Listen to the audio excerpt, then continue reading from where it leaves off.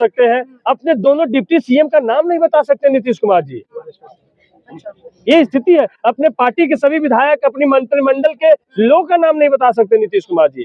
Party के प्रदेश अध्यक्ष कौन है उनका नाम नहीं बता सकते हैं। ये स्थिति पर नीतीश कुमार जी है। तो हम लोग को नीतीश कुमार जी के प्रति बड़ी सहानुभूति है कि जब बीटीएमसी के लोग जब लड़ाई, सुरेश ससाई जी ने लड़ाई शुरू की, वहाँ के कुछ बौद्ध धर्म के मानने वाले लोग जब लड़ाई शुरू किए, अंबेडकर संघ बना करके जब पहली लड़ाई शुरू हुई 90 में, उसके बाद 91-92 में सुरेश ससाई जी ने लड़ाई साथ छेड़छाड़ किया गया। इस पर एफआईआर न करके भंते विनयाचार्य जी ने उनकी समस्या सुनने गए, उन पर ही एफआईआर, वहां के फर्जी गुंडों के द्वारा एफआईआर करवाया जाता है। उस राशि का इस्तेमाल उनके विरुद्ध किया जाता है। तो ये सवाल है कि वर्ल्ड पीस सेंटर को वर्ल्ड ट्रेड सेंटर में उन लोगों ने बदला। दूसरी सबसे महत्वपूर्ण चीजें हैं कि लालू प्रसाद यादव जी जब मुख्यमंत्री थे तब उन्होंने बीटीएमसी में थोड़ा बदलाव किया और पहला सेक्रेटरी बौद्ध धर्म के मानने वाले प्रज्ञाशील जी को उन्होंने बनाने का काम किया और सारे जो मेंबर्स हैं बौद्ध धर्मावलंबी, भारत के मूल बौद्ध धर्मावलंबियों को उन्होंने बनाने का काम किया। उसके बाद उनको साजिदन जेल में डाल दिया गया। उसके बाद नीतीश कुमार जी आए, इन्होंने बौद्ध विरासत को लेकर के कुछ काम की, पार्क बनाया, नालंदा विश्वविद्यालय को पुनर्जीवित किया, लेकिन जो सबसे बड़ा काम बौद्ध महाविहार को करना था वो काम उन्होंने नहीं किए। ये साफ साफ दिखाता है कि वो आरएसएस और संघ के दबाव में है। और आपने तो देखा कि पिछले 12 मई को बुद्ध पूर्णिमा के दिन वहां के राज्यपाल आरिफ मोहम्मद खान साहब जाते हैं और बजाबता वो शिवलिंग की पूजा करते हैं। तो सवाल उठता है कि क्या उन्होंने इस्लाम धर्म को छोड़ दिया? सवाल उठता है कि इस्लाम धर्म को छोड़ दिया या इस्लाम धर्म वाले उन्होंने अब तक फतवा उन पर क्यों नहीं जारी किया?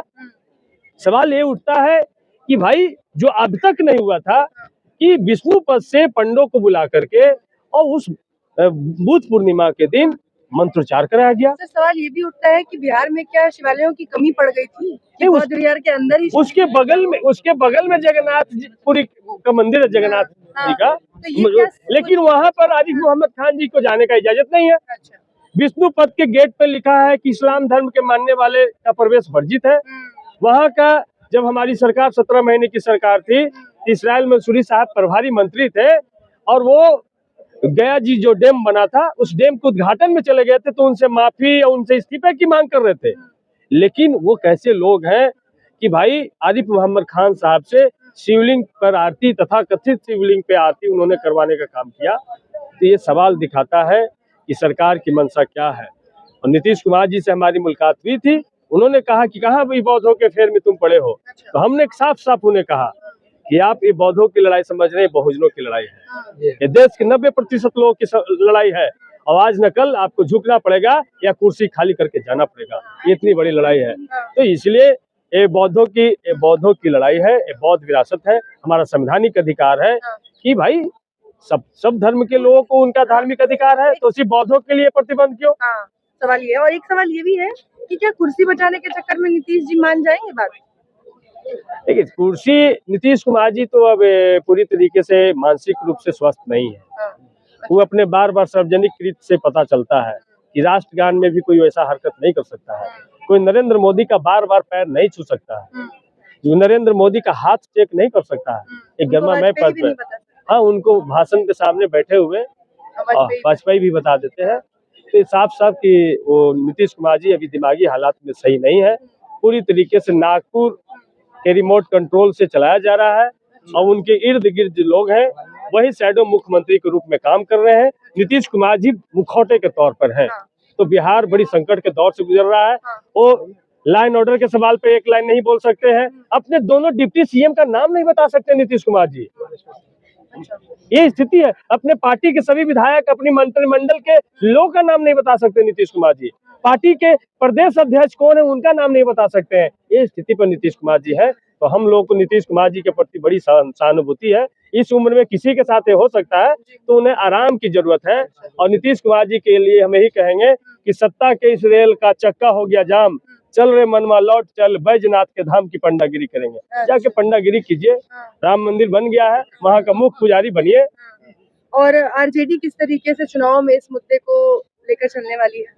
आरजेडी पूरे बहुजन के एजेंडे को लेकर के आई है। आरजेडी ने देखा कि किस तरीके से जब 17 महीने की सरकार आई तो जाति आधारित गणना करवाया, दलित पिछड़ों के आरक्षण को 49% से बढ़ा के 65% तक करने का काम किया, जिसको आरएसएस बीजेपी के लोग कोर्ट में जाके फंसाने का काम किए। और फिर लालू जी के दबाव में और देश में जब बहुजन का दबाव पड़ा तो यू टर्न लेते हुए उन्होंने नोटिफिकेशन निकाला कि हम भी जाति आधारित गणना कराएंगे, लेकिन ये नहीं बताया कि आंकड़ा भी नहीं बताएंगे। आंकड़ा बताएंगे कि नहीं बताएंगे? जाति आधारित गणना कराएंगे तो आंकड़ा सार्वजनिक करेंगे, और जब सार्वजनिक करेंगे तो जिसकी जितना संख्या भारी उतनी हिस्सेदारी तय करेंगे। सवाल ये है, आप आश्वासन दे सकते हैं यहाँ से कि आपकी जब सरकार अगर बिहार में आती है तो आप लोग इस मुद्दे को मतलब तुरंत के तुरंत ये जो प्रस्ताव है इसको पारित करेंगे और इसको रद्द करेंगे, बीटीएमसी एक्ट को? बीटीएमसी एक्ट को हम सब लोग रद्द करेंगे और जिसका भी धार्मिक स्थल हम उसको सौंपने का काम करेंगे। अच्छा, सर इतना आसान था तो पहले से काहे नहीं कर दिए? भाई इतना आसान था, हमारे नेता ने शुरुआत की जब बीटीएमसी के लोग जब लड़ाई सुरेश ससाई जी ने लड़ाई शुरू की, वहाँ के कुछ बौद्ध धर्म के मानने वाले लोग जब लड़ाई शुरू किए, अंबेडकर संघ बना करके जब पहली लड़ाई शुरू हुई 90 में, उसके बाद 91-92 में सुरेश ससाई जी ने लड़ाई शुरू की, उसके बाद लालू जी के संज्ञान में आया तो उन्होंने बदलाव शुरू किया। लेकिन आपने देखा कि इन्हीं सब बदलाव से चिढ़ करके लालू प्रसाद यादव जी को जेल में डाला गया। चलिए सतीश जी, नई पीढ़ी की बात करते हैं। लालू जी ने कोशिश की अपने समय में, सब जानते हैं कि इस मुद्दे पे उन्होंने ही थोड़े बहुत बदलाव जो किए, लेकिन अब क्या तेजस्वी यादव पहुंचेंगे महाबोधि महाविहार और इस मुद्दे को उठाएंगे? तेजस्वी यादव भी पहुंचेंगे, राहुल गांधी भी पहुंचेंगे, अखिलेश भी पहुंचेंगे। अच्छा। सभी को महाबोधि महाविहार के रास्ते से होकर गुजरना पड़ेगा।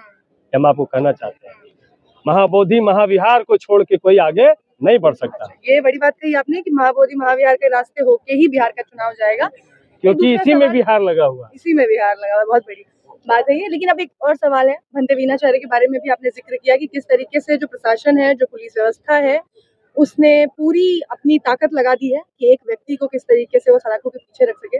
इस पूरी चीज को कैसे देखते हैं? देखिए, पुलिस प्रशासन इस लड़ाई का जो प्रेशर पूरी दुनिया से पड़ रहा था, बिहार सरकार से लेके नरेंद्र मोदी भी इस लड़ाई के दबाव में आए हुए थे। जब श्रीलंका उन्होंने गया, श्रीलंका यात्रा पे जब गए तो वहाँ के बौद्ध भिक्षुओं ने जब उनको महाबोधि महाविहार का ज्ञापन सौंपा तो उन्होंने कहा कि हम भी भारत जाते हैं इसका समाधान करेंगे। लेकिन समाधान तो इनका दिमाग तो नागपुर से चलता है, तो समाधान यही निकालें कि इस लड़ाई को कैसे खत्म किया जाए। ये जो पूरी दुनिया में प्रेशर पड़ रहा है, इस धरने को कैसे खत्म किया जाए, तो एक फर्जी आधार बना करके कि भाई हमारी महिलाएं बुद्ध पूर्णिमा के दिन तथागत बुद्ध के दर्शन करने जाते हैं, उनका मार्गदर्शन प्राप्त करने जाते हैं, और जब वहाँ पे देखते हैं कि भाई वहाँ पे जय श्री राम का नारा लग रहा है, जय श्री राम, बिहारी हम लोग बोलते हैं जय श्री राम, उधर जय श्री राम, जो नारा लगाया जा रहा है, तो लोगों ने विरोध किया कि भाई ये बौद्ध महाविहार है, यहाँ पे नमो बुद्धाय जय भीम बोल सकते हैं, यहाँ तक की इजाजत है। बाकी आप ये अगर बगल में जगन्नाथ मंदिर वहाँ चले जाइए, मठ में चले जाइए, वहाँ लगाइए। और उन लोगों ने हमला किया हमारी महिला जो वहाँ बंधु गई थी उपासक, उन पर उनके साथ अभद्रता के साथ पेश आए, उनके साथ छेड़छाड़ किया गया। इस पर एफआईआर न करके भंते वीणाचार्य जी ने उनकी समस्या सुनने गए, उन पर ही एफआईआर वहाँ के फर्जी गुंडों के द्वारा एफआईआर करवाया जाता है, फर्जी सारे दफा लगाए चार्जेस किए जाते हैं और उनको जेल में डाला जाता है। 2 बजे रात में उन्हें होटल से उठा लिया जाता है। तो क्या वीणाचार्य जी को आप गिरफ्तार करके लड़ाई खत्म करोगे? आप एक वीणाचार्य को गिरफ्तार कर सकते हो, लेकिन देश में करोड़ों वीणाचार्य घूम रहे हैं, सबको गिरफ्तार करो। और हम तो अभी बहुत जल्दी जेल भरो आंदोलन शुरू करेंगे। अच्छा, कितने लोग को जेल में रखो है तुम्हारे यहाँ? अगर सरकार के जेल में इतनी जगह तो भरो बहुजनों को, सारे जेल को हम पाट देंगे। अच्छा। विधायक जी, आप मिलने भी गए थे वीणाचार्य जी से? वीणाचार्य जी प्रसन्नचित मुद्रा में थे। हम सभी लोगों को बुलाए कि भाई वीणाचार्य जी बड़े धर्म गुरु हैं और अंबेडकर फूले पेरियार बुद्ध के बड़े उपासक हैं, जानकार हैं। ये जेल में आए हैं तो इनका लाभ लीजिए, क्योंकि जेल का नाम सुधारगिरी है और बुद्ध के बगैर सुधार हो नहीं सकता है। तो बुद्ध का विचार जब तक जेल में नहीं जाएगा तब तक आम कैदियों में दया करुणा का भाव कैसे जाएगा, मित्रता बंधुत्व का भाव कैसे जगेगा? तो जेलर और सुपरिटेंडेंट के बात समझ में आई। अब उनकी डेली सुबह और शाम प्रवचन माइक लगा करके हो रहा है और 1800 से ज्यादा कैदी उनके प्रवचन डेली सुन रहे हैं। और सब लोग नमो बुधाय जय भीम अंदर बोलना शुरू कर दिया। वैसे जैसे जैसे आपने कहा कि नमो बुद्धाय जय भीम बोल रहे हैं, नमो बुद्धाय और बुद्ध का नाम तो प्रधानमंत्री भी अक्सर लेते रहते हैं, जैसे आपने वो नमो नमो लेते हैं, अच्छा नमो नमो कहते नमो नमो लेते हैं, हम सब लोग नमो बुधाय करते हैं।